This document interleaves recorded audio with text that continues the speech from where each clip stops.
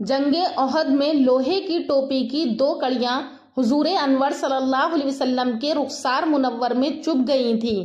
آپ نے اپنے دانتوں سے پکڑ کر ان کڑیوں کو کھینچ کر نکالا۔ اسی میں آپ کے اگلے 2 دانت ٹوٹ گئے تھے۔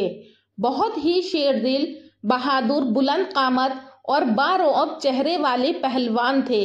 السلام علیکم دوستو، جی ہاں، میں بات کر رہی ہوں ٹاپ 10 صحابہ میں شامل ہونے والے حضرت ابو عبیدہ بن جراح رضی اللہ تعالی عنہ کی، جن کو دنیا ہی میں اسلام کی خدمات کی وجہ سے جنت کی خوشخبری دے دی گئی تھی۔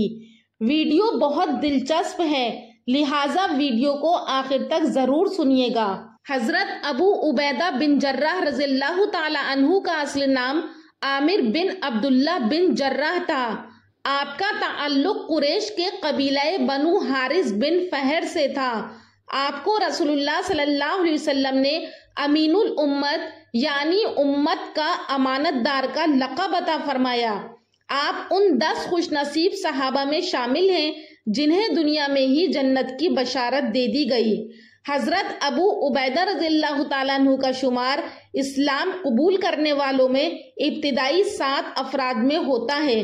جب نبی کریم صلی اللہ علیہ وسلم کو اللہ کی طرف سے نبوت ملی اور آپ صلی اللہ علیہ وسلم نے قریش کو اسلام کی دعوت دی تو حضرت ابو عبیدہ رضی اللہ تعالیٰ عنہ حضرت ابو بکر صدیق رضی اللہ تعالیٰ عنہ کے ذریعے اسلام سے متعارف ہوئے۔ حضرت ابو بکر رضی اللہ تعالیٰ عنہ اپنے قریبی دوستوں اور عزیزوں کو بلا کر نبی کریم صلی اللہ علیہ وسلم کے پیغام سے آگاہ کرتے تھے۔ انہی میں حضرت ابو عبیدہ بھی شامل تھے۔ آپ نے بلا جھجک اور بغیر کسی لمبی بحث کے فوراً اسلام قبول کیا اور اعلان کیا کہ میں گواہی دیتا ہوں کہ اللہ کے سوا کوئی معبود نہیں اور محمد صلی اللہ علیہ وسلم اللہ کے رسول ہیں۔ اس وقت اسلام لانا آسان نہیں تھا، مگر آپ نے اپنی پوری زندگی میں ایمان پر ثابت قدمی کا مظاہرہ کیا۔ حضرت ابو عبیدہ رضی اللہ تعالی عنہ نے بھی اسلام قبول کرنے کے بعد مکہ کی طرف سے بہت زیادہ ظلم اور تکالیف کا سامنا کیا۔ حضرت ابو عبیدہ رضی اللہ تعالی عنہ نے کفار کے ظلم و ستم سے پریشان ہو کر ہجرت کی۔ بتایا جاتا ہے کہ آپ نے 2 ہجرتیں کی۔ ایک ہجرت حبشہ کی طرف، مکہ میں ظلم و ستم بڑھا تو کچھ مسلمان حبشہ ہجرت کر گئے، ان میں آپ بھی شامل تھے، اور دوسری ہجرت مدینہ کی طرف، بعد میں مدینہ منورہ ہجرت فرمائی اور وہاں انصار کے ساتھ مل کر دین کی خدمت کی۔ مدینہ پہنچ کر آپ نے نبی کریم صلی اللہ علیہ وسلم کے ساتھ تمام غزوات میں شرکت کی، مثلاً غزوہ بدر، غزوہ احد، غزوہ خندق، غزوہ خیبر اور فتح مکہ۔ غزوہ بدر میں جب آپ شامل ہوئے تو ایک انتہائی کڑا امتحان پیش آیا۔ آپ کے والد عبداللہ بن جراح مشرک کے لشکر میں شامل ہو کر مسلمانوں کے خلاف لڑنے آئے تھے۔ دوران جنگ کئی بار آپ کے والد نے آپ کا سامنا کیا، مگر آپ نے اپنے والد سے بچنے کی کوشش کی۔ آخر کار جب وہ بار بار حملہ کرنے لگے تو آپ نے اللہ اور رسول کے دین کے خاطر اپنے والد کو قتل کر دیا۔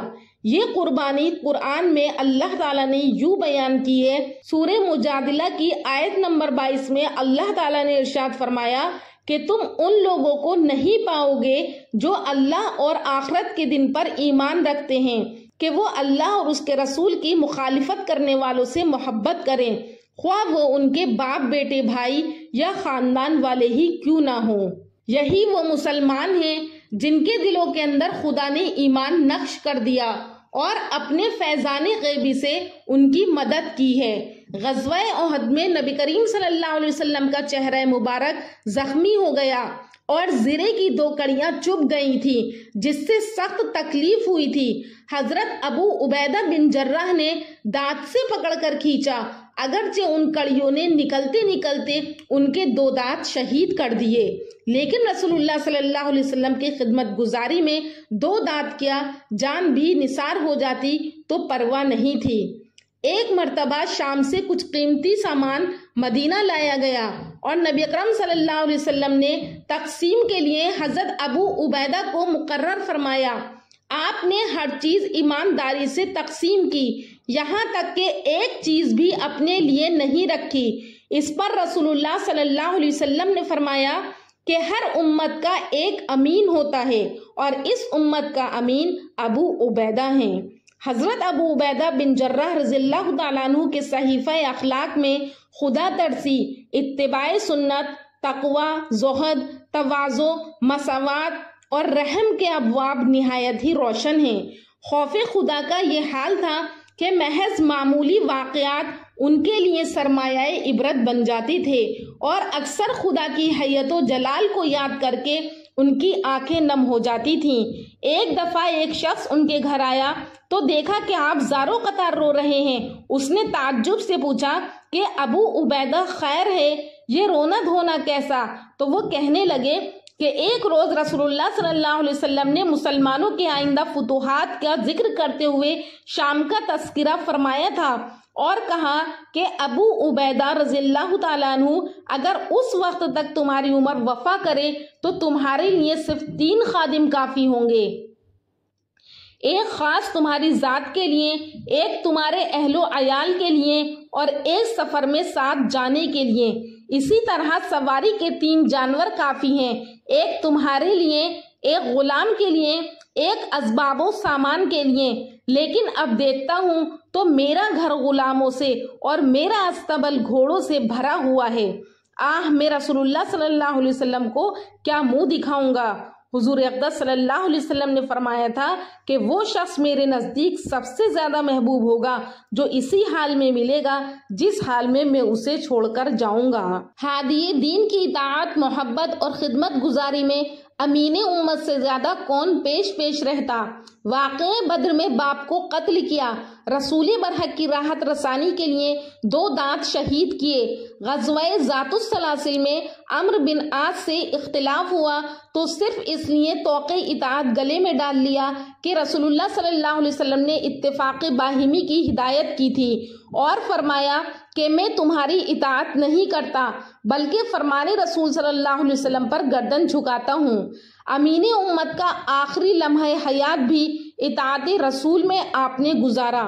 شام میں طاعون کی شدت ہوئی تو بڑے بڑے ثابت قدم بزرگوں کے پاؤں ڈگمگا گئے، لیکن انہوں نے صرف اس وجہ سے ٹلنے کا نام نہیں لیا کہ رسول اللہ صلی اللہ علیہ وسلم نے اس سے بھاگنے کی ممانعت کی تھی۔ حضرت ابو عبیدہ رضی اللہ تعالیٰ عنہ زہد و بے نیازی کے بادشاہ تھے۔ ان کی نظر میں دنیا اور اس کی نعمتیں ایک حقیر زرہ سے بھی زیادہ بے وقت تھیں۔ ملک شام کی آب و ہوا نے بڑے بڑے صحابہ کی طرز معاشرت کو بدل دیا تھا۔ چنانچہ عمر بن خطاب رضی اللہ تعالیٰ عنہ نے سفر شام کے موقع پر افسروں کو پرتکلف قبائے اور زرق و برق پوشاک پہنے دیکھا تو اس قدر غصہ ہوئے کہ گھوڑے سے اتر پڑے اور سنگریزے اٹھا کر ان کی طرف پھینکنے لگے۔ اس قدر اور فرمایا کہ اتنی جلدی تم نے عجمی عادتیں اختیار کر لی، لیکن حضرت ابو عبیدہ بن جراح جس حال میں ملے وہ وہی عرب کی سادگی تھی، بدن پر سادہ کپڑے اور سواری میں اونٹنی جس کی نکیل بھی معمولی رسی کی تھی۔ حضرت عمر بن خطاب رضی اللہ تعالیٰ عنہ ان کی قیام گاہ پر تشریف لائے تو وہاں اس سے بھی زیادہ سادگی تھی، یعنی ڈھال، تلوار اور اونٹ کے کجاوے کے سوا کوئی سامان راحت نہ تھا۔ حضرت عمر بن خطاب رضی اللہ تعالیٰ عنہ نے فرمایا، ابو عبیدہ بن جراح رضی اللہ عنہ، کاش تم ضروری سامان تو فراہم کر لیتے۔ اس بے نیاز عالم نے جواب دیا کہ امیر المومنین، ہمارے لیے بس یہی کافی ہے۔ حضرت عمر فاروق رضی اللہ تعالیٰ عنہ کے دور میں شام کی فتوحات میں آپ سپہ سالار بنائے گئے۔ آپ نے یرموک اور دمشق کی فتوحات میں شاندار حکمت عملی کا مظاہرہ کیا۔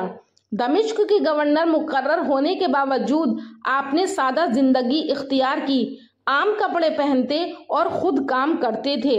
آپ کی وفات کے بارے میں بتایا جاتا ہے کہ جابیہ پہنچ کر ابو عبیدہ بن جراح رضی اللہ تعالیٰ عنہ طاعون میں مبتلا ہوئے۔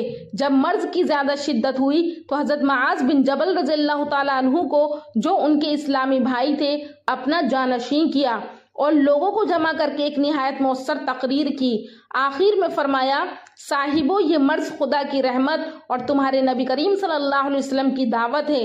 پہلے بہت سے صلح روزگار اس میں جاں بحق ہو گئے ہیں اور اب ابو عبیدہ بھی اپنے خدا سے اس سعادت میں حصہ پانے کا متمنی ہے۔ نماز کا وقت آیا تو حضرت ابو عبیدہ نے اپنے جانشین کو نماز پڑھانے کا حکم دیا۔ ادھر نماز ختم ہوئی اور ادھر راضی برضائے الہی یعنی ابو عبیدہ بن جراح امین الامت نے داعی حق کو لبیک کہا۔ حضرت معاذ بن جبل نے تجہیز و تکفین کا سامان کیا اور حاضرین کے سامنے ایک مؤثر اور پردرد تقریر کے بعد کہا کہ صاحبو، آج تم سے ایک شخص ایسا اٹھ گیا کہ خدا کی قسم میں نے اس سے زیادہ صاف دل، بے کینہ، سیر و چشم، عاقبت اندیش، با حیا اور خیر خواہ خلق کبھی نہیں دیکھا، پس خدا سے اس کے لیے رحم و مغفرت کی دعا کرو۔ 58 برس کی عمر میں یہ تاریخی ساز شخصیت مالک حقیقی سے جا ملا۔ حضرت ابو عبیدہ بن جراح رضی اللہ تعالیٰ عنہ نے 58 برس کی عمر پائی اور اس قلیل عرصے میں اپنے حیرت انگیز کارناموں کا منظر دیکھا۔ حضرت ابو عبیدہ بن جراح رضی اللہ عنہ کی زندگی ایمان، امانت، قربانی اور سادگی کا عظیم نمونہ ہے۔ انہوں نے دنیا کی عارضی شان و شوکت کے بجائے آخرت کی کامیابی کو ترجیح دی اور دین اسلام کے لیے ہر قربانی دی۔ یہی وجہ ہے کہ آج بھی آپ کا نام امین الامت کے طور پر روشن ہے۔ دوستو، یہ تھا حضرت ابو عبیدہ بن جراح رضی اللہ تعالیٰ عنہ کی زندگی کا واقعہ۔ اللہ پاک سے دعا ہے کہ اللہ پاک آپ کے درجات کو بلند فرمائے، اور امید کرتی ہوں کہ آپ کو ہمارا یہ ویڈیو پسند آیا ہوگا۔ اگر پسند آیا ہے تو ہمارے چینل نوری اسلامک ٹیوبر کو ضرور سبسکرائب کریں اور کامنٹ سیکشن میں اپنی رائے کا اظہار کریں۔ انشاءاللہ پھر ملاقات کروں گی ایک اور اچھے ٹاپک کے ساتھ اگلی ویڈیو میں۔ تب تک کے لیے اللہ حافظ۔